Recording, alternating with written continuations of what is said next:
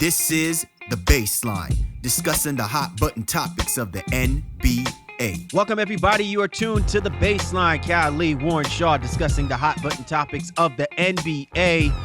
And already in January, the madness has begun. And we're not even talking about NCAA. Major things happening in the BK. And I'm telling you, man, if this is a sign of possible things happening to shake up the foundation before we get to the All-Star break, well then, I am a happy media guy, and I'm sure my partner alongside of me is equally happy as we break these things down. And of course, you know it's my right-hand man, 50 grand NBA aficionado, Don Mad contributor, writer for one of the illest websites, www.shawsports.net, the Big Kahuna, and my PNC, Mr. Warren Shaw, repping out of Fort Lauderdale, Florida. Mr. Shaw, what's going on, man? And has things shook up for you down there in Florida like they are up here in the NJNY? Well, only because I am definitely an NBA media light, if you will. I'm just all into what's happening right now. And as you said, a major shakeup in what's going on. We actually had to change our show around for those listening. But first of all, salute to all the fans and listeners of the NBA Baseline. It's going to be a great show, great topics on tap. But of course, we got to, get everybody the happenings, what's going on with Brooklyn, bro. Yeah, man. Look, I love the fact that we show a level of versatility, and that when something breaks, that we are able to acquiesce and focus our direction towards the importance of those specific topics. And I guess the timing couldn't have been perfect. So maybe we ought to thank the owner, Prokhorov, for doing what he did so that we don't miss a beat on our introspect that we're probably going to wind up giving with regards to the situation. As everybody is well aware of, the news have just recently broke about the Brooklyn Nets firing head coach Lionel Hollins and then reassigning general manager Billy King to another position in the organization. So in a few moments, we are definitely going to break this down, the ramifications, the impact, and what's going to happen moving forward for this Brooklyn Nets team, who's been in disarray ever since Prokhorov has been the owner of the Brooklyn Nets. But need not fear. Of course, we love bringing out the people to get on our show and discuss things that are happening in the association as well, too. We got our man, Chris Reichert, who's going to help break down the D-League showcase that just happened over this past week. He'll help break down some of the possible talent that NBA executives and talent scouts are going to be looking for, and it could possibly running up into an arena near you, ready to provide you with nothing but great quality basketball coming from the D-League. And then also our coveted Coast to Coast, where we discuss the topics in the association. So we got a lot of stuff to get down, a lot of stuff to go through. And we really appreciate everyone continually showing their love and support for the Baseline NBA podcast. You know how to get at my man Shaw at Shaw Sports NBA, or get at me at GameFace Lee. But we always encourage you to get at the show's Twitter handle. Get at us at NBA _baseline. Hashtag up the baseline. Let us know who you are and what you're about. We're available on all the major platforms, available on iTunes, Stitcher Radio, Player FM, Microsoft TuneIn. So be sure to download any one of those and allow us to be your go-to resource discussing all things in the association. You know how we do, and you know how we like to set it off. It's time now for the breakdown. Time to break it down. Break it down to the bone gristle. Time now for the breakdown. Cal Lee, Warren Shaw, the Baseline NBA podcast. And the big news that's heard around the NBA community is the Brooklyn Nets basically letting go head coach Lionel Hollins, relieving him of his duties as the head coach, and then also relieving the duties of Billy King as being the Nets general manager, reassigning him to a different position. Now, keep in mind, Lionel Hollins has only been the head coach for the Brooklyn Nets for 2 years. And going into this situation, clearly it was going to be a question of last season being, what can Lionel Hollins do with a very old, veteran-laden, lack of talent and depth basketball team? Surprisingly, he was able to amass 38 wins, with a hobbled down, diva-fied Darren Williams, KG, who clearly has, loyalty in his blood, but very little patience in his heart. And with all of that being said, even though the record of 48-71, this team is 10-27 over the course of this season, Shaw, I got to tell you this, and it's been felt by a lot of people in the media and also really across the board, are really scratching their heads at the timing of Lionel Hollins being relieved as the head coach and the timing of Prokhorov pulling this move, if the intent is by his words in the conference is it's time for a new vision, new era, new direction for the team. Like I don't understand the logic in them doing this at this moment in time. It's a little peculiar, but there's some things floating around about Prokhorov's interest in the team in terms of he may want to kind of get these guys out of there, and then now that he's acquired pretty much full ownership of this franchise, that he's looking to sell and eventually just now get out. It does again seem to be a little bit peculiar. They've had one hell of a week. I saw all these memes and things on Twitter about look what happened to Brooklyn in the last maybe 7 to 10 days. Jack went out for season-ending surgery, and they lost every single game this week. And now they fire their head coach, reassign their general manager, and who knows what's next for this team. Very important date to keep in mind of too is one of our friends of the show, Bobby Marks, and former assistant general manager for the Brooklyn Nets. He tweeted out that Friday is the day that pretty much all the contracts that were signed over the summer now become eligible to be traded as well. So I'm sure you're going to hear a lot of movement as Brooklyn is going to now try to reacquire some draft picks and maybe try to sell off some of these assets that they have in terms of the players on their roster. Yeah, but Shaw, one of the things that I think is really disturbing is we knew that Prokhorov has had somewhat of a wary eye, so to speak. His eye on whether or not he wanted to continue the Brooklyn Nets franchise, has been wandering off for quite some time. We had kind of discussed this in the off season. We don't know if whether or not Mikhail Prokhorov's true interest with this ball club is the same way it was a few years ago when he made the big splash. But I still don't believe that should deter what the true goal should be for a basketball franchise. And listen, it would be one thing if the intent was you're trying to sell or relocate the team, right? Maybe not sell, but relocate the team. There's no reason to relocate the Brooklyn Nets. They just came fresh from New Jersey, okay? So in my mind, even if your intent is that you want to sell the basketball team, I would rather sell the idea that this is a franchise that is in proper transition rather than a franchise that has no sense of direction. Well, I mean, that's a good point, but I think that's where he feels like this team lost direction. Billy King selling off all the draft picks that they had. They took a shot at it. It didn't work out. And Lionel Hollins, with this kind of unimaginative offense with a roster that wasn't really suited to really do much of anything offensively, I think Prokhorov then said, you know what, let me get these guys out of here so that whoever the potential next owner is can now come in and do what's necessary. I mean, they're in a weird situation. I think I even tweeted out a little bit earlier as well, is that they have no reason to help the Boston Celtics now because all their draft picks go to Boston for the next, it seems like 25 years. It's just an ironic situation now for Prokhorov. I still think he's going to try to save some money. So that's why I feel like there's going to be a little bit of a fire sale here for the time that he's still the owner of this team. He's making the changes that he sees fit for his team before he sells it off. And Billy King and Lionel Hollins just weren't going to be a part of when anything's going on in Brooklyn anymore. You're tuned to The Baseline. Cal Lee, Warren Shaw, discussing the hot button topics of the NBA. Our segment of the breakdown, we're talking about the firing of Lionel Hollins and the reassignment of Billy King. Prokhorov making bold moves, really just a little past a quarter into this season and only within the second year of Lionel Hollins as being the head coach. So then, Shaw, let me get right into this part of the point, because there's a ton of points that we can drop, our perspective into this. But I want to get into this because you just talked about it.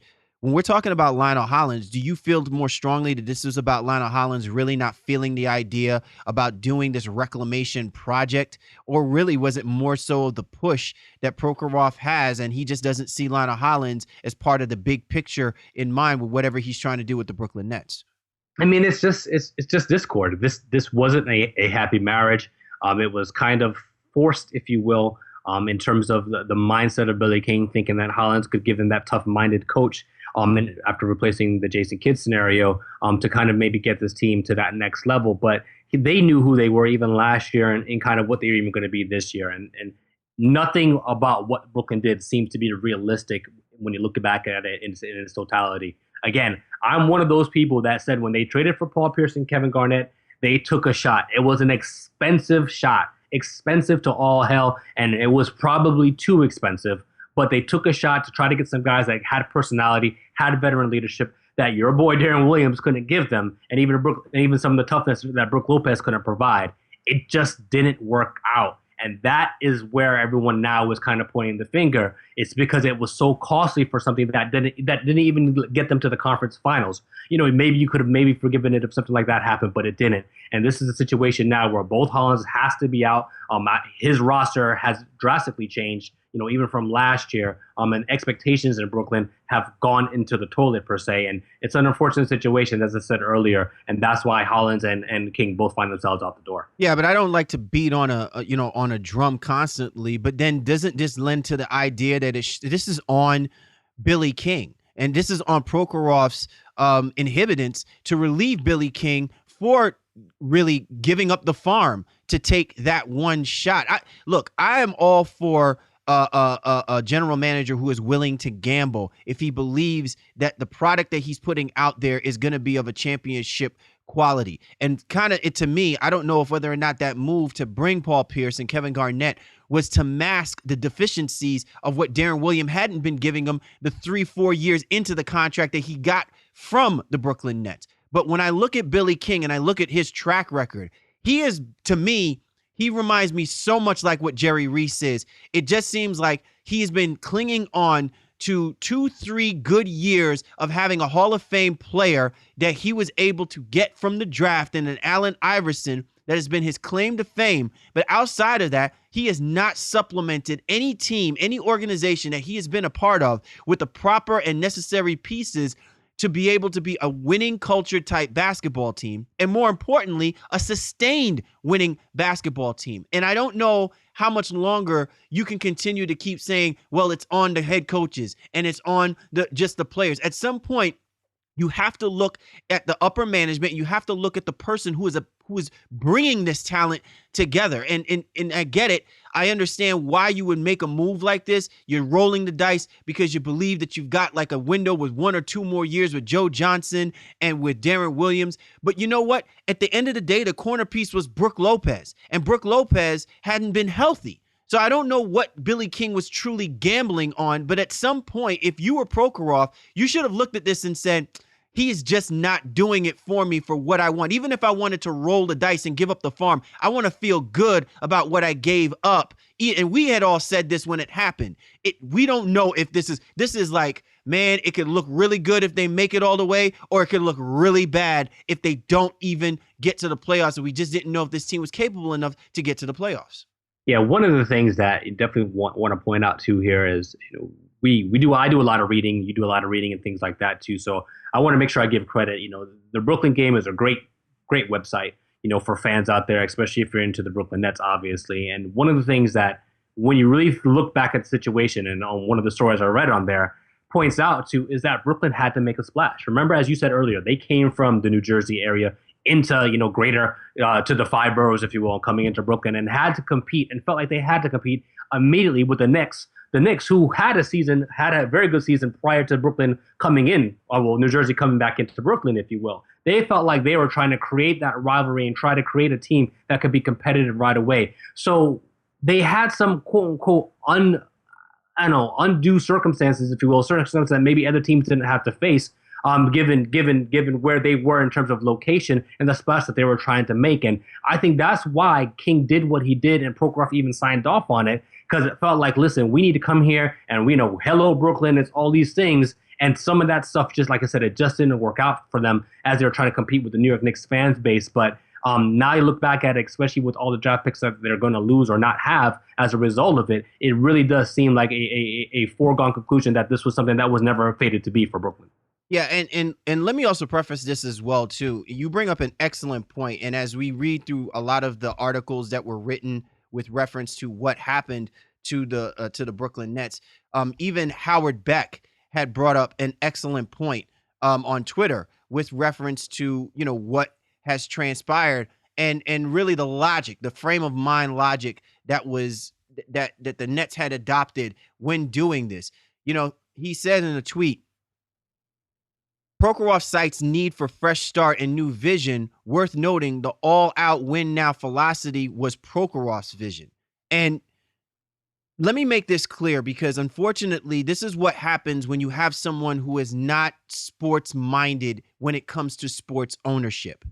It's one thing when you want to come in there and you want to flex your muscles, you want to stick your chest out amongst the other 29 NBA owners, and you want to put your stamp in a city that has already said there is only one New York basketball team. And this right here is like, and please pardon my French, but I'm going to keep it real. This is the bastard child of New York City basketball right now when you acknowledge the Nets. I get all of that.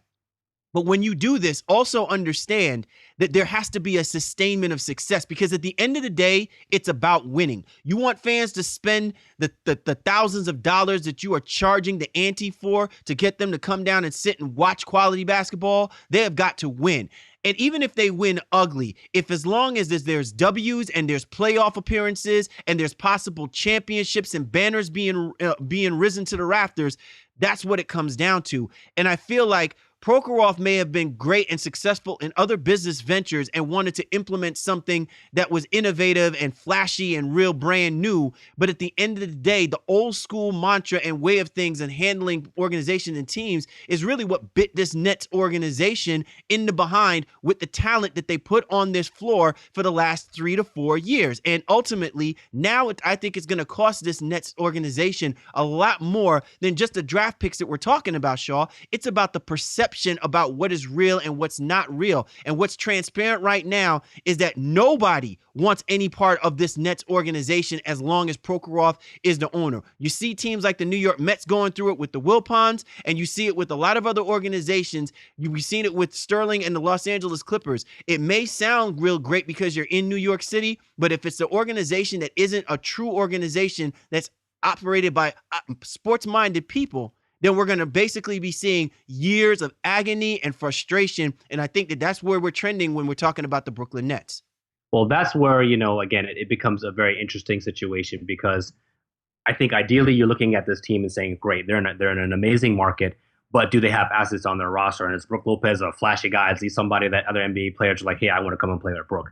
I don't know if that's necessarily the case. So their chief selling point right now is their location. But if they do indeed then sell the team, Prokhorov is no longer the owner, then it does become about the upper level management and the new coach and whoever that may be. Some names that are being floated out there for general manager is Danny Ferry, which I thought was a very interesting and intriguing name. And the coaching list is it's all over the place, from Tom Thibodeau to John Calipari. We have, I've seen, I think the Brooklyn Game actually wrote something about maybe even going after Becky Hammond. There's obviously Luke Walton, who might be available for, coming in the summer. I think for right now, they're going to go with their interim coach. And then in the summer, they're going to try to make a splash. But the caveat to all of that is that not only are they in a good market, but the other thing that would have been going for them any other year is that, okay, they have a lot of money coming off their books. Joe Johnson's going to be an expiring contract if they don't even trade him before the summer, which I think we'll get into a little bit from now as well too. And they'll have roughly, I think, $45 million coming off their books.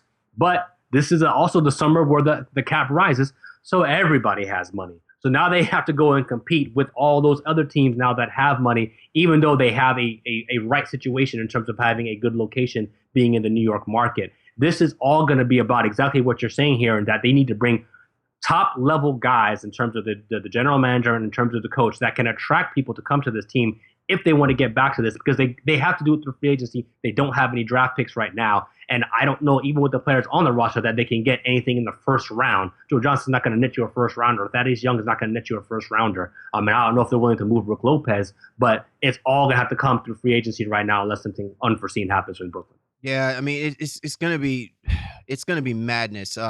Assistant coach Tony Brown is going to be taking over as the interim head coach, and I mean, even assistant head coach Paul Westphal, once the news broke that Lionel Hollins is no longer going to be the head coach for the Brooklyn Nets, he himself has also stepped down and given up his coaching duties. Basically, he wants no part of it. And we look back on this, Shaw, I don't know what we're going to basically say.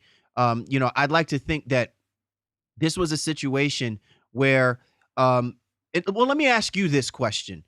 Do you think Adam Silver should have stepped in once we started seeing what was happening with this Brooklyn Nets to at least levy a little bit more, I want to say, sports savvy into some of the decision-making processes that was happening with the Brooklyn Nets once they made the deal that they did? Do you think that maybe Adam Silver in some way should have vetoed this particular type of trade because clearly it was so top heavy and more for a team like the Boston Celtics?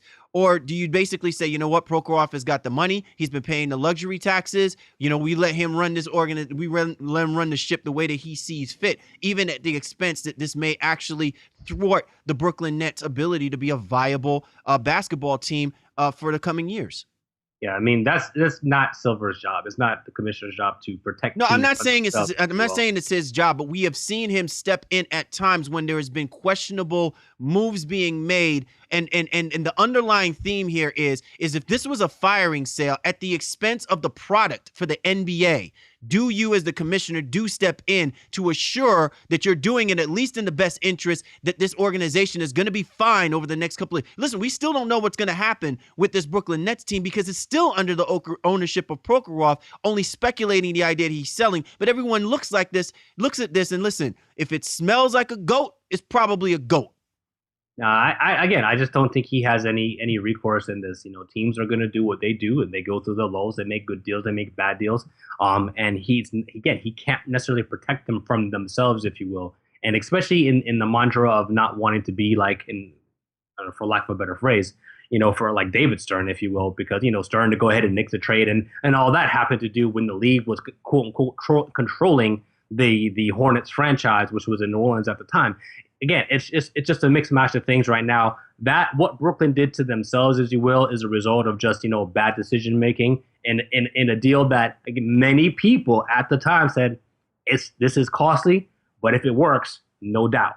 And I think Silver and the NBA league office was probably in that same mantra, like, hey, you know what, that's a lot to give up, but if it works out for you and you end up with the NBA championship, then hey, no one's going to say anything and be none the wiser. But it didn't. And that's why everybody has that 2020 right now. And like you said, it's just not a good situation for the league to have a team like Brooklyn in a major market not be viable. But again, there's nothing that the league itself or Adam Silver can do. Yeah, and once again, man, it's just an unfortunate circumstance. I love Lionel Hollins. I would love to see him still continue to coach in the NBA, preferably with a team that obviously has a couple pieces, guys that he can work with, because I really think that he is a quality head coach, and he normally is surrounded by a quality staff of people. He still keeps that defensive-minded principles about them. One interesting thing that I want to reflect on, y'all, with this Brooklyn Nets team, it's not like the season is completely dead, but it isn't as if this Brooklyn Nets team was so horrible, like they look like the Philadelphia 76ers.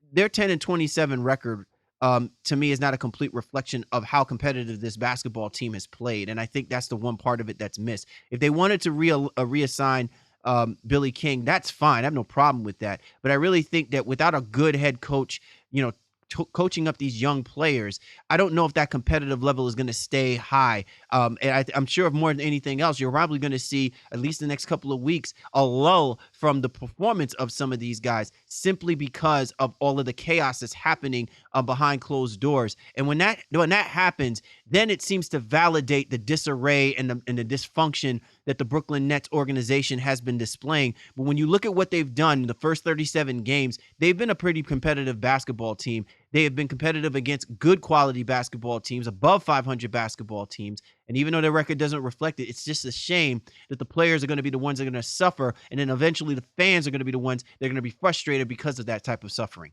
Yeah, there's no doubt about that. But I do feel like some players now, they're going to get some looks, and they may relieve certain guys of the situation altogether. I think Jared Jack, obviously he's injured, but I don't think he's going to play another game in a Brooklyn uniform. I think there's a very good chance Joe Johnson gets moved. A team like the Clippers needs a small forward. I think we floated this idea out a couple weeks ago as well. They may be interested in taking on a Lance Stevenson or bringing him back there, even to try to maybe keep some butts in the seats, if you will. I again don't know what's going to happen with Brook Lopez. They just re-signed Thaddeus Young, so I don't know if that's a contract that they look to move. But even other guys like Wayne Ellington, he has a player option next year. He's probably going to opt out of that and try to take his services, his shooting somewhere else. Andre Bargnani, who knows? And I don't know if anybody even cares what happens to him. But there's some guys out there that I think now Brooklyn is going to be able to kind of move. Bogdanovich has been mentioned in rumors to the Charlotte Hornets, potentially to go fill their small forward void. You're going to see some moves being made here in Brooklyn. And for them, it's going to be all about trying to get some sort of draft picks back whether that's second rounders this year or next year, they want to be able to get some assets in that regard and not just get below the salary cap floor so they can save money. Yeah, man. So a lot of things happening right now in Brooklyn. All of it is not good. Last exit Brooklyn. And that's definitely the case for Coach Lionel Hollins and also for Billy King, who has been reassigned. I won't be surprised if at some particular point he decides to walk away altogether from the Brooklyn Nets organization. But be that as it may, probably the best way to end this discussion is the great tweet by our boy Howard Beck. He says, plenty of blame to go around in Brooklyn, but Nets' ill-fated path started with owners' fixation on the present and trying to claim NYC. You're tuned to The Baseline. Cal Lee, Warren Shaw discussing the hot button topics of the NBA. And this was The Breakdown. Time now for The Drop. Cal Lee, Warren Shaw of The Baseline NBA podcast. And while everything is centered around the NBA, clearly the Golden State Warriors run and whoever else is in line to possibly knock off the champs, we're tending to forget about something here that's starting to kind of bubble up a little bit as we get closer to the NBA All-Star break. And when you talk about teams and the ability to make a run, it's about depth. And in order to facilitate that depth, you're going to have to draw back and look at your bench and look at who's going to step up. Well, remember, the NBA has a D-League. In order for us to make sure that we're on top of what's happening with the D-League, the showcase, and the possible talent that might emerge itself into the NBA by All-Star break, we got our man Chris Reichert. He does an excellent job. He is one of the contributors for Upside Motor. Catch him on HP Basketball Network, Fansided. Chris, thanks for hopping on again with this here on The Baseline, man. Happy to be here, man. Happy to help out.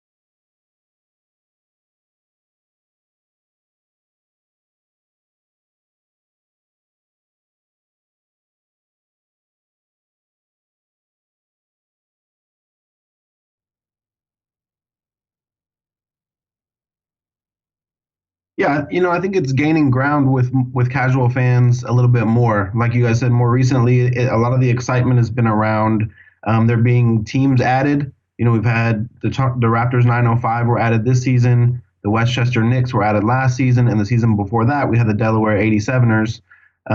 Next year, we have 3 teams coming in. So there's 3 teams that are the NBA teams have already got set up. We have the Greensboro Swarm with Charlotte. The Chicago team hasn't been named yet. They're playing out of Hoffman Estates, which is like a suburb of Chicago. And then it's Brooklyn. Brooklyn's adding a team, and they're calling them the Long Island Nets. So they're not going with the standard thing right now is to add a team and then keep your team name. That's what a lot of them are doing. They're keeping like the Nets. They're keeping that moniker at least. But Long Island Nets is just, one of those funky D-League names that I think people are going to have fun with. D-League kind of has some funky names with the Fort Wayne Mad Ants and, things like that. So, but yeah, with those 3 teams being added, we're going to be up to 22 total teams having their own affiliate, which gets us in line for about the next probably three years to have all 30 teams with a team, which is exciting. So I think just those additions are getting more casual fans into the game. And watching the game and realizing that, yeah, it's not an NBA product, but there is definitely NBA talent down in the D-League. I mean, there's roughly 200 players down there right now that are active. Probably, I'd say 25 to 35 of those have legitimate NBA talent. It's just, an opportunity standpoint. And yeah, a lot of those would be the 11 to 15 range guys on an NBA team, the guys towards the end of the bench. But you never know when an injury happens. Guys get a chance. You saw with Jarrell Eddy this year with the Washington Wizards.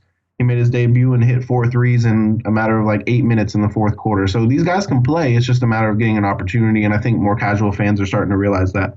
So for the go ahead.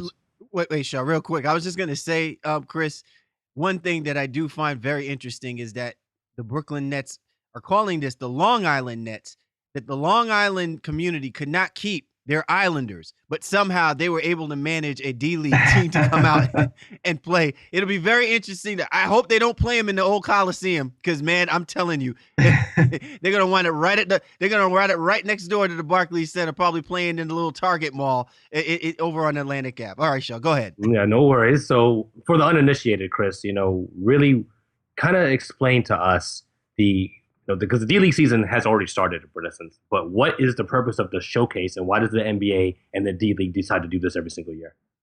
The showcase is really just a chance for all 30 teams, their executives, their scouts, to see all this talent in one place. So all 19 teams are in Santa Cruz, California right now. Every team was scheduled for 2 games from this past Wednesday through today. So the games end today. But and they coincide usually the dates with 10-day contracts being available as well for players. So these executives go there, they get to see the talent firsthand. They have scouts, I'm sure, go around and see specific guys throughout the season. But this is one place where they can all go and you can see all 19 teams.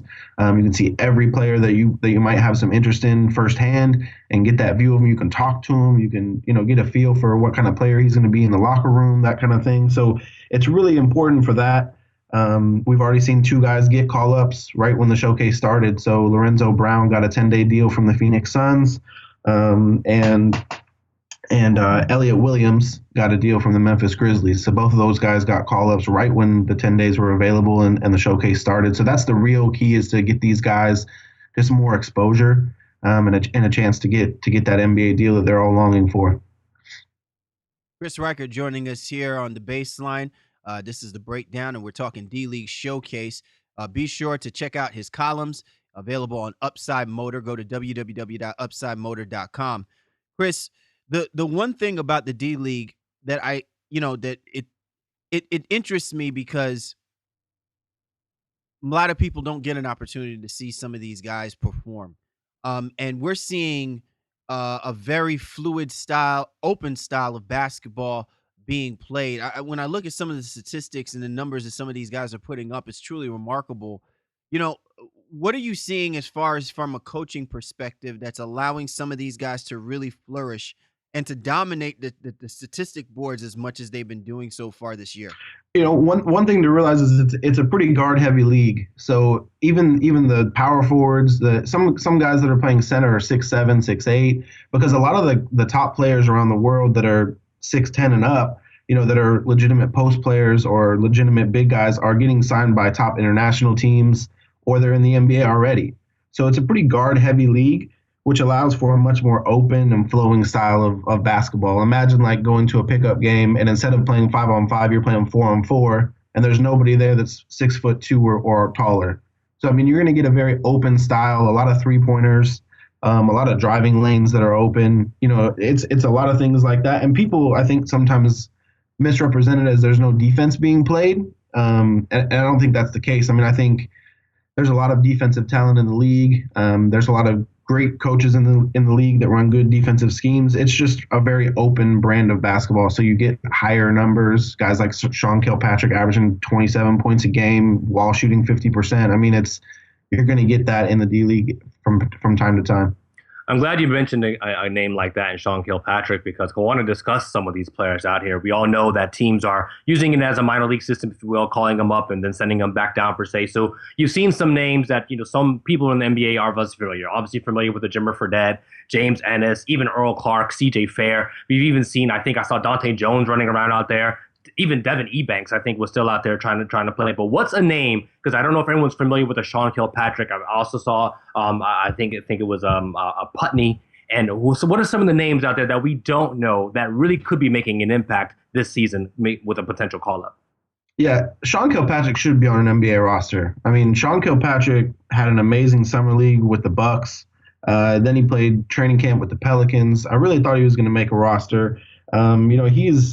He's just a scorer, man. He's a great scorer, and he lights it up. He's 6'3", 6'4". He's shooting, I think he's shooting about 45% from 3 on 7.5 attempts a game, which is an amazing number for that amount of attempts.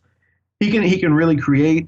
I think a lot of the issue is he creates a lot only for himself. He's not a guy who's going to set up a lot of other teammates. But if you're an NBA team and you're looking for a scorer off the bench or somebody who can come in and immediately make an impact, that's the kind of guy you want to look for. So a lot of these guys don't need to do everything, because if you get called up to an NBA team, they're not going to want you to do everything. They're going to want you to do probably one specific niche, or maybe, be solid on defense, come in, hit a couple threes, and then get back off the court, because you're going to get 10 to 15 minutes if you're one of these guys getting called up. So Sean Kilpatrick is one. Like you said, Rafael Putney for the Rio Grande Valley Vipers. He's a guy, I think the only question with him is his size. He's 6'10", but he's like 190 pounds. So he's tiny. He gets pushed around sometimes when he gets switched down the post. But that guy can score, man. And he had 6 blocks yesterday. He's so long and athletic. And he was an open tryout guy last season. He wasn't even drafted. He wasn't on training camp with any NBA teams and sent down. He came to an open tryout in Houston, and they said, hey, man, come play for our D-League team. Last year, he averaged about 18 minutes a game, and this year he's one of their best players and one of the better players in the league. So that's another testament to the D-League. That's something other leagues don't have, that open tryout thing. And Putney's another one that I really like. Another one is Vince Hunter from the Reno Bighorns. Vince Hunter played at UTEP, University of Texas El Paso. He's another kind of undersized. I kind of compare him to like a Paul Millsap kind of guy. He's 6'8"ish, can hit some mid-range shots, can really handle the ball well for a big guy, and is pretty athletic. So I really like Vince Hunter as well. Chris Reichert joining us here on the Baseline. He's on Twitter, so be sure to catch him at Chris_Reichert. Chris, the D-League has clearly been flourishing, not just from a talent perspective, but also from I believe in a popularity perspective, because when you really think about it, every time that a person gets maybe 5 minutes, maybe 10 minutes of fame, it always seems to have a reference to the fact that, their game was solidified by getting their run through the D-League. With that being said, what's your overall assessment of the teams collectively and the runs that have been made? We talk about the Westchester Knicks, their impressive run, Sioux Falls, their run. When you look at it collectively and how these teams are performing, is the product really, setting the tone, setting the trend, that the confidence of these additions of teams is really going to help bolster, the fame of the D-League as it moves forward? Yeah, I think you mentioned some of the top teams. I mean, the Westchester Knicks, Sioux Falls, Skyforce, which is the Miami Heat's affiliate. Coincidentally, Sioux Falls won their second game last night at the showcase, and they have now the best starting record in D-League history at 16-3. So there were multiple other teams who started 15-4. No teams ever started 16-3. Sioux Falls is just littered with veteran guys you guys are going to recognize, like DeAndre Liggins. Byron Mullins is still trying to do his thing, and he's playing there. Wow. Keith Benson, who played with the Heat, big man for the Heat. Trey Kelly was in Heat's training camp this past season, so they have a lot of veteran guys there that's really helping them win. So they don't necessarily put up huge stats. They also have Jarnell Stokes, who comes down on assignment, and Josh Richardson, which helps them out tremendously, because Stokes is just, he's an NBA talent. So when those assignment players come down, it's evident, that they're a step above a lot of these guys. One guy they're missing right now that I really like too is Greg Whittington. He played at Georgetown. He left. He had an ACL tear. He's only 22. He's 6'8", and he just creates havoc on both ends of the ball. He's missed like their last 8 or 9 games with a right wrist sprain, so hopefully he'll come back soon. Yeah, I mean, those teams are really killing it. Delaware's really made a turn as well. I mean, their backcourt of Jordan McRae and Sean Kilpatrick is really kind of carrying them at this point. But Westchester to me has been the story. I mean, Jimmer, obviously, all the hoopla surrounding Jimmer is you can't get away from it. He's playing amazing. But they have Jordan Baczynski, who's a big 7'2" center out of Arizona State, who's been great. They have Thanasis Antetokounmpo, who's really played well. His numbers haven't been as good as past years, but he's really fitting more of his role and what his role should be as kind of a garbage guy, kind of a poor man's Gerald Wallace, if you will. That's kind of like what his role should be. They have Travis Trice, who was the point guard for Michigan State last year. You might remember him. So they have, there's some good guys there too, and the overall product has been really good. There's been a lot more parity this season, and I think it's due to right now just the lack of call-ups. There's only been 6 call-ups last season. To this point, there were 13, so it's down a little bit, which means a lot of the top talent is staying, which creates a lot of that parity and the really drive to succeed and get better product out on the floor. Obviously, you're a proponent of the league itself. And with so much going on with it, it's like you said, just like there's not as many call-ups maybe this year, and that may be going to change now that 10-day contracts and things like that are available. Teams start to reassess their needs rather. But where do you see, I guess, when you look at the overall rosters in the league, in the NBA per se? Because sometimes I'm like, well, when these teams start to own a roster or own a D League franchise per se, and when that becomes available, I don't know if that's going to limit, I guess, some of the talent from the non-drafted players and things like that. How do you see that? How do you think that impacts, I guess, the overall D League and the representation of trying to give guys a shot? If per se you're not a drafted player, but then again, I don't know how you get on a team that's affiliated, like let's say like Sioux Falls is affiliated with Miami. How do you get on Sioux Falls if you're not drafted by the Miami Heat? They just go ahead and they can just assign you to that team for that season?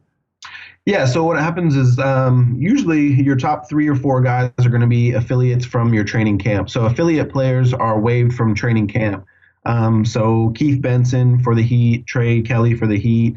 I think those were their 2 affiliate players, possibly Greg Whittington. They go down and they can only go, you can basically allocate them to your affiliate. So those 3 players are kind of the foundation of your team. The remainder of the roster is usually returning players who have played previously.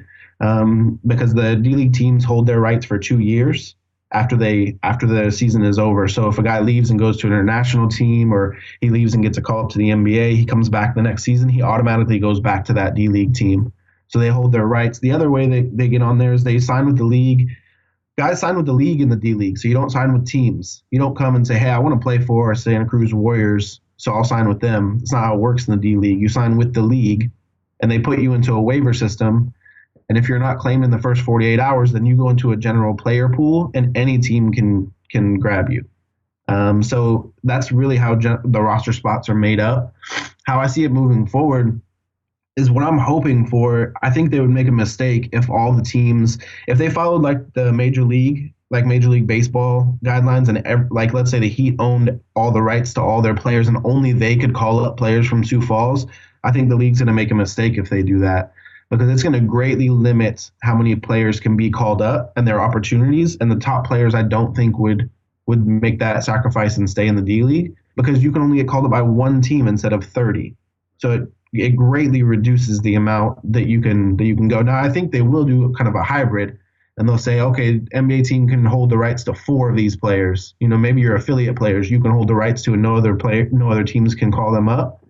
And maybe you have to pay them a little bit more to sacrifice that. You know what I mean? So that's what I think is going to happen. It's kind of a hybrid. That's what I'm hoping anyways. I'm hoping they don't follow baseball, because this year there have been 6 call-ups. None of them were called up by their own affiliate. So, I mean, that in itself lets you know how it would change the league drastically if only their team could call them up. Let me jump in real quick, CL, and kind of following up on that, kind of in the same line, using the baseball model. Where do you see the NBA, in essence, using the D-League continuously as a rehab assignment for some of even their injured guys and things like that? We've seen that, I think, with Rondo last year, played 1 game, and I think Brandon Jennings came down there and played this year. Do you see that as a potential model to continue going forward in the D-League and the NBA with their affiliate teams? I hope so. Jennings was cool, man. I mean, it created a lot of buzz around Grand Rapids for that game that he came down. They had their highest attendance for the season, which is, not coincidental, because you get to see, a legit NBA All-Star come down and rehab for a game. In the past, it's never happened. Rondo came down and rehab, but he didn't play any games. He practiced. So it's happened before where bigger guys have come down and practiced with the team to kind of get that rehab, because they didn't want to maybe go on the road with the NBA team. So they stayed close to home with the D-League affiliate and practice. They were on the same schemes and all that stuff. So they did that. But Jennings, I think, I'm hoping, set a little bit of a trend here, and these guys coming back and say, well, hey, I'd rather not sit on the end of the bench and kind of wait till I'm fully ready. Let me go out and play 20 minutes for the D-League team and kind of get my legs underneath me. It was a cool thing to watch. I thought he was going to come out and just gun, but he really didn't. I think he took like 12 or 13 shots and had 10 or 11 assists and just kind of had fun with it. He had some flashy plays for the fans, and you could tell it was a really cool atmosphere. So I hope it continues in the future. He is the man. He covers all things NBA D League. You can catch him on Upside Motor, www.upsidemotor.com. Write some great pieces, and definitely has his finger on the pulse. All things D League. He's our man, Chris Reichert. Be sure to catch him on Twitter at Chris_Reichert. Chris, man, we appreciate you once again giving us the 411 on the D League and keeping us in tune with some possible players who are going to possibly ball out with a future NBA team in the next couple of months, man. Appreciate you guys, man. All right. You're tuned to The Baseline. Cal Lee, Warren Shaw discussing the hot button topics of the NBA. And this was The Drop. Coast to coast. Time now to go coast to coast discussing the news in the association. Is your watch on noon o'clock, my brother? As always, man, I'm absolutely ready to ride. Let's ride, man. All right. Out in Utah, my man, Rudy Gobert. The, what is it? The Stifle Tower. Yes, indeed. He is back for the Utah Jazz and not a moment too soon. A team that has really been struggling from the defensive side of the floor has now got their anchor back. What does that say for the Utah Jazz? And does that really, up the ante a little bit more about them positioning themselves to be a lower seed in the playoff picture? Yeah, a big get for them to have him return. Derek Favors has been out for the last, I think, maybe 8 games or something like that with a back injury. And their front court had been decimated. So for Gobert to come back, hopefully Favors will be back in the next week or so as well. And then hopefully the Utah Jazz can kind of get back on track and make a push for that 8th or 7th seed in the Western Conference. All right, out in Philadelphia, interesting move, but you know what?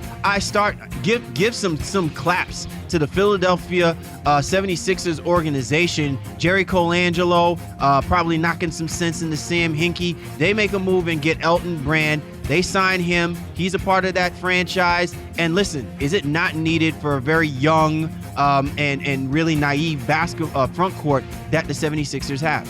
Yeah, I like the move for the Philadelphia 76ers. I'm not sure what Elton Brand gets out of it.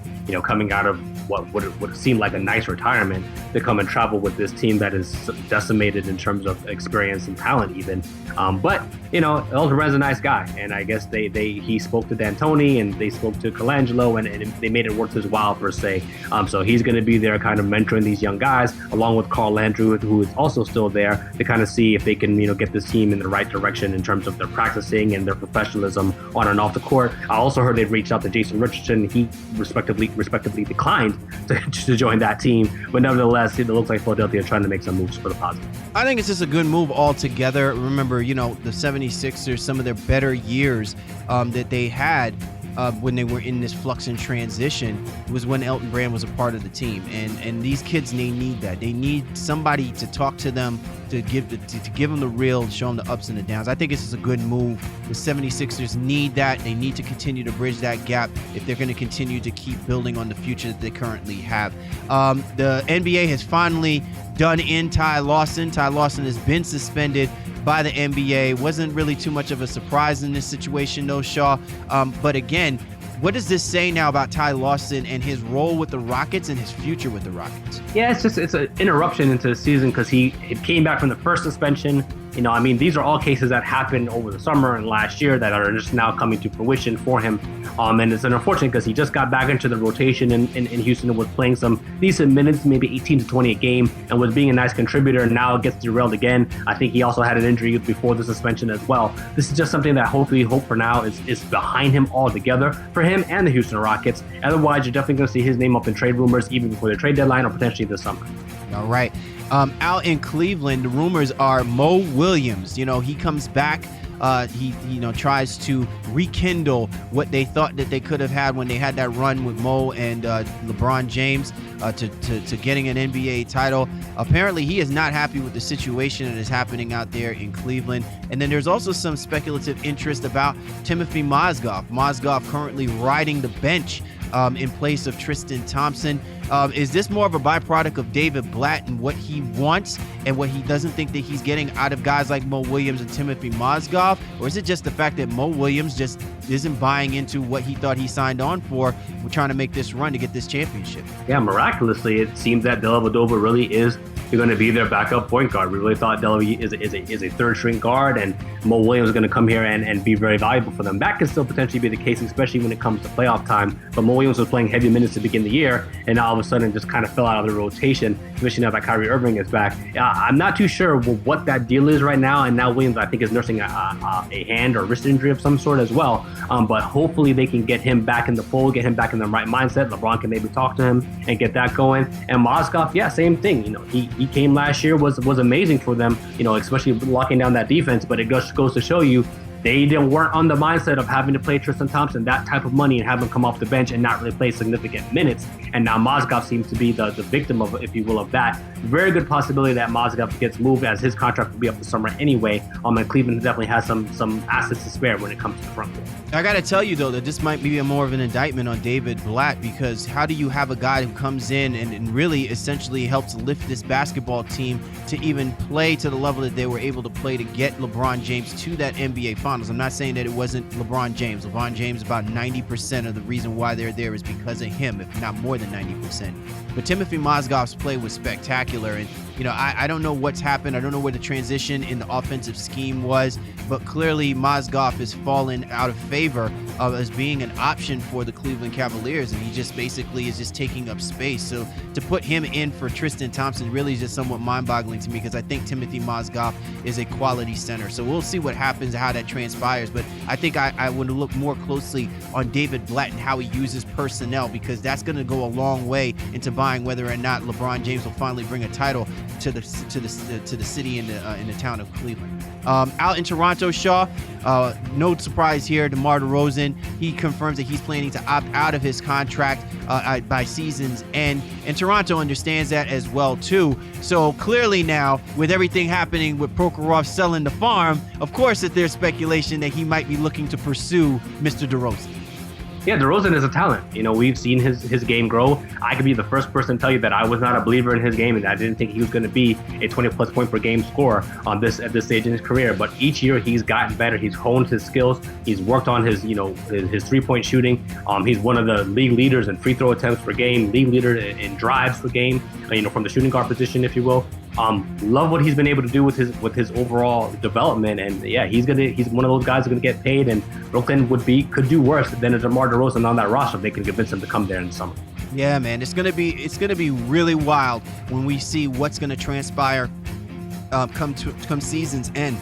We got too much basketball to be played ahead of time. DeRozan having an all-star caliber season thus far. And finally, Shaw, all-star voting ballots are. The results are trickling in as they come along. It's still amazing to me that Kobe Bryant is still the number one all-star vote getter. But more importantly, man, there are some really, really strange happenings with the all-star voting, right? Zaza Pachulia is more all-star certified right now than DeMarcus Cousins. What is going on? The Zaza is getting more love than Boogie. What is this, man? I have no idea. So, I encourage all of you, if you're out there, please. And not just because I happen to like DeMarcus Cousins, but I don't know. Cousins is not going to get voted in as a starter. I'm resigned to that, and he's going to have to find his way. But there's no way that he should be able to look down the Western Conference front court sheet and see his name below Zaza Pachulia. That's just madness to me. So I don't know what's going on with the voting. I guess the fans in Dallas are coming out in droves, and the fans in Sacramento aren't necessarily doing Cousins what they need. They have an awful all-star campaign for Cousins right now, which I saw in a video was terrible. And I don't know if you saw your boy Andre Drummond's one where they use Obama doing the Jumpman montage, if you will. That's a great campaign, kind of conversely to what they have for DNC. Oh my God! Look, I got to give it to the PR reps and the people who really put their thinking caps on in order to come up with some of these creative. We've seen over the last couple of years some really great campaigns to get guys into the All-Star, but that jump man with Barack Obama.